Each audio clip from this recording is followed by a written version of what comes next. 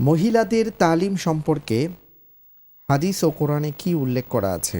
আর পাশাপাশি তিনি আরও একটি বিষয় লিখেছেন যে ইদানিং বিভিন্ন মসজিদে মহিলাদের নামাজের জন্য আলাদা জায়গা রাখা হয় এবং মহিলারা নামাজ পড়েন সেখানে। এ ব্যাপারে ইসলামের বিধান কি? মহিলাদের তালিম বলতে উনি কি, তালিম অর্থ শিক্ষা, এটা কি সাধারণ শিক্ষা না শুধু দিনই তালিম, বা আমাদের সমাজে আজকাল আবার বাড়িতে বাড়িতে তালিমের নামে কিছু জিকির টিকির হয়, কোনটা বোঝাচ্ছেন এটা সুস্পষ্ট নয়, পরিষ্কার নয়। তবে সাধারণভাবে মেয়েদের জন্য শিক্ষা দেওয়া, দিন শিক্ষা দেওয়া ছেলেদের মতোই ফরজ। এক্ষেত্রে রাসূলুল্লাহ সাল্লামের এবং সাহাবীদের ব্যবস্থা হলো তারা পাঠাগারে যাবেন, অর্থাৎ পাঠশালায় যাবেন, পড়াশুনো করবেন, এরপরে আওয়াজ নসিহতে যাবেন, মসজিদে ইমাম সাহেবের কাছে ওয়াজ শুনবেন। মেয়েদেরকে সমাজ থেকে বিচ্ছিন্ন করা, এটা রাসূলুল্লাহ সাল্লাম সাহাবীরা করেননি। এটা পরবর্তী যুগে দিনের নামে, ধর্মের নামে, পর্দার নামে করা হয়েছে। এই জন্য রাসূলুল্লাহ সাল্লামের যুগে মেয়েদের তালিম যেটা ছিল, এটা অনেক সময় আমাদের দেশে আলেমরাও বলেন মেয়েদের মাদ্রাসা, মেয়েদের শিক্ষা, এগুলো দরকার নেই, শুধু পিতামাতা স্বামী শিখাবে ইত্যাদি। এগুলো অত্যন্ত অত্যন্ত অজ্ঞতাসুলভ কথা। রাসূলুল্লাহ সাল্লাল্লাহু আলাইহি ওয়াসাল্লামের দরবারে মেয়েরা দুইভাবে তালিম নিতেন। একটা হলো তার দরবারে, পুরুষদের দরবারেই তারা বসতেন। রাসূলুল্লাহ সাল্লাল্লাহু আলাইহি ওয়াসাল্লাম 5 ওয়াক্ত নামাজে পুরুষরা সামনে থাকতো, মহিলারা দূরে পিছিয়ে বসতেন। রাসূলুল্লাহ সাল্লাম যে ওয়াজ নসিহত করতেন মেয়েরা শুনতেন।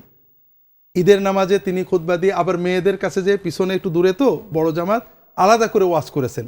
তাহলে মেয়েদের শিক্ষা হলো পুরুষদের যে সমস্ত দ্বীনি শিক্ষা আছে পর্দার সাথে শরীয়তসম্মতভাবে, তারা সেখানে পুরুষ ওয়াইজের কাছ থেকে, আলেমের কাছ থেকে শিক্ষা গ্রহণ করবেন। দ্বিতীয়ত তিনি মেয়েদের জন্য আলাদা মাদ্রাসা করেছেন।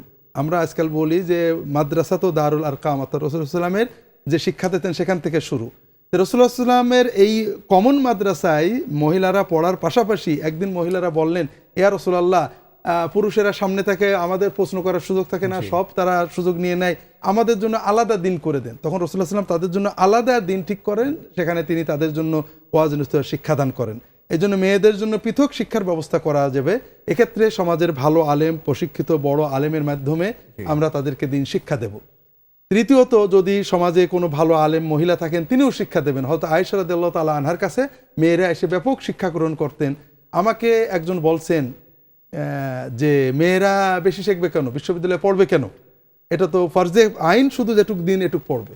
তা আমি বললাম যে ভাইয়া, আপনি সহিহ বুখারীটা পড়েন, দেখবেন অগণিত মহিলা রাবি আছে যারা পুরুষের কাছ থেকে হাদিস শুনেছেন, পুরুষকে হাদিস বলেছেন। বুখারী রেওয়ায়াত করতে গেলে কয়েকজন মহিলা রাবি আছে যার মাধ্যমে আমাদের বুখারীর সনদ পেতে হয়। এদেরকে কি ফরজে আইন ছিল তারা এত বড় মুহাদ্দিস হবেন? আসলে এটা ঠিক নয়। মেয়েরা শিক্ষা করবেন, পর্দার সাথে যে কোনো পর্যায়ের শিক্ষা তারা করতে পারেন। দ্বিতীয় যে বিষয়টা আপনি প্রশ্ন করেছেন যে মসজিদে যাওয়া, মহিলাদের মসজিদে যাওয়া রাসূলুল্লাহ সাল্লাল্লাহু আলাইহি ওয়াসাল্লাম এবং সাহাবায়ে কেরামের যুগে এটা নিয়ম ছিল। রাসূলুল্লাহ সাল্লাল্লাহু আলাইহি ওয়াসাল্লাম বলেছেন যে লা তামনাউ ইমা আল্লাহি মাসাজিদাল্লাহি ওয়া বুয়ুতুহুন্না খায়রুল লাহুন্না। মেয়েদের জন্য বাড়িতে নামাজ পড়া, 5 ওয়াক্ত নামাজ উত্তম, তার সওয়াব বেশি। তবে তাদের মসজিদে নামাজ পড়তে যাইতে চাইলে তাদেরকে বাধা দেবে না। আমাদের সমাজে একটা কথা বলা হয়, সাহাবীদের যুগে সাহাবীরা নিষেধ করে দেন, এটা খুবই অজ্ঞতাসুলভ কথা। আল্লাহ তাআলা ওমর রাদিয়াল্লাহু আনহুর কথা বলা, ওমরের নামে একটা কঠিন অপবাদ। সহিহ বুখারীতে হাদিস আসছে, হযরত ওমর রাদিয়াল্লাহু তাআলা আনহুর স্ত্রী মসজিদে জামাতে নামাজ পড়তে যেতেন। ওমর নিজে তাকে বলেন যে তুমি তো জানো আমি মসজিদে নামাজে যাওয়াটাকে আকরাহু, মাকরু মনে করি, অপছন্দ করি। আপনার একজন, এটা ভালো করে মাকরু শব্দটা বললাম আপনাদের বোঝার জন্য। তখন হযরত তার স্ত্রী বললেন, আতিকা বিনতে নাওফল, যে আপনি আমাকে নিষেধ করেন, তাহলে আর যাব না। কারণ মসজিদে যাওয়া আমার জন্য মুবাহ, মুস্তাহাব, আর স্বামীর হুকুম শোনা জরুরি। আপনি যদি বলেন আজকে থেকে মসজিদে যেও না, আমি আর যাব না। ওমর রাদিয়াল্লাহু তাআলা আনহু বললেন, আমি কি করে তোমাকে নিষেধ করব? রাসূলুল্লাহ সাল্লাল্লাহু আলাইহি ওয়াসাল্লাম বলেছেন মেয়েরা মসজিদে যেতে চাইলে তাদের নিষেধ করবেন না। আমি ওমর এত বড় সাহস কোথায় যে রাসূলুল্লাহ সাল্লাল্লাহু আলাইহি ওয়াসাল্লামের কথা অমান্য করে তোমাকে নিষেধ করব? কিন্তু কাজটা আমার অপছন্দ, কাজটা আমার দৃষ্টিতে মাকরু। তিনি বললেন তার স্ত্রী যে আপনার অপছন্দ মাকরু নিয়ে আপনি থাকেন, আমি মসজিদে যেতেই থাকবো, আপনি নিষেধ না করলে। এমন হযরত ওমরের বেটা আব্দুল্লাহ ইবনে ওমর রাদিয়াল্লাহু তাআলা আনহু আজমাইন, আরো পরের যুগের কথা, তার ছেলেকে বলছেন একটা আলোচনায় যে দেখো রাসূলুল্লাহ সাল্লাল্লাহু আলাইহি ওয়াসাল্লাম বলেছেন মেয়েরা মসজিদে যেতে চাইলে বাধা দেবে না। ওনার ছেলে বলছে মেয়েরা তো মসজিদে যে ফিতনা করবে, সে যে গুজে যে পুরুষের দেখাবে, ইত্তাখাযনাহু দাগালান, একটা সাজগোজ অশ্লীলতার অজুহাত খুব বানাবে, আমি মেয়েদের যেতে দেবো না।